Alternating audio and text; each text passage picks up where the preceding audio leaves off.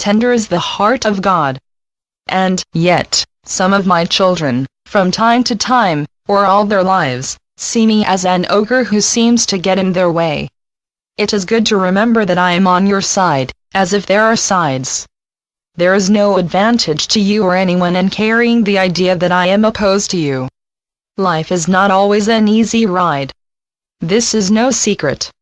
Perhaps you have pounced on the difficulties you experience to the exclusion of your blessings. I know what you feel and how you feel. It is the hardest thing of all in your reckoning to lose a child. I am well aware of the pain this creates. I do not fluff it off, dear ones. I am not hard-hearted when I must say that you hurt your own heart.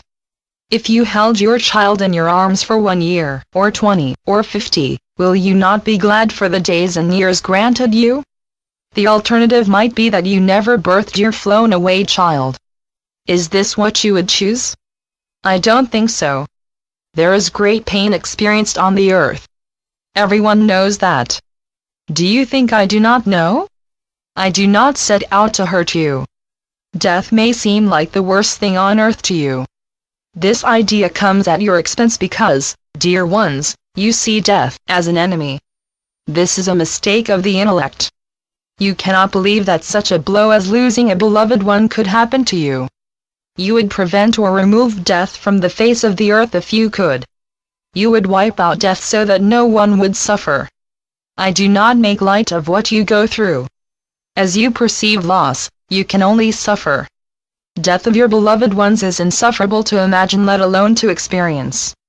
Dear ones, when you suffer, you put yourself through it. Emotions follow thoughts. Your perception of death is the culprit. Your convictions are the culprit. You have been inculcated with the idea that loss equals suffering. You grew up with that idea. Some might say you were born with it, for, as a young child, you cried at the loss of your toy truck or doll. Death is part of life. Death is a normal part of life. In life, there is flow. What in life stays the same, beloveds? The tide comes in, and the tide goes out. You cannot hold back the tide. Somehow, in some way, get over the idea that either life or death is a punishment. Suffering loss is an idea. It is an idea that you have always gone along with. There are those who would say that hurtfulness is the nature of life and death. Who is it who hurts your heart? Certainly, you are at least a partner in it. The nature of life is joy, not suffering. Take your pick. It is a story that you suffer.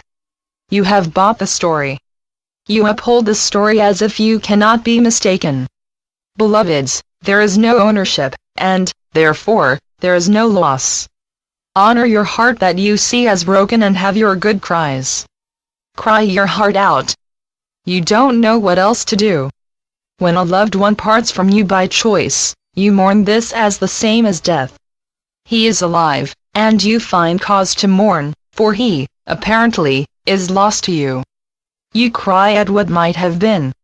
You cry for what you wish had been and could yet be if only it could. You do not cry forever. I have heard the world say that you can never get over loss. I understand what is meant, yet overlong suffering is not precious. Don't beat yourself up anymore. Be your own friend. Love yourself too. Love more rather than attach. Life is an open book. There are blank pages yet to be written on. Write something like, "Then I lifted my head. I looked around me and saw anew with greater sight and insight, and I got up and started walking. In wonderment, I heard myself say, life is good.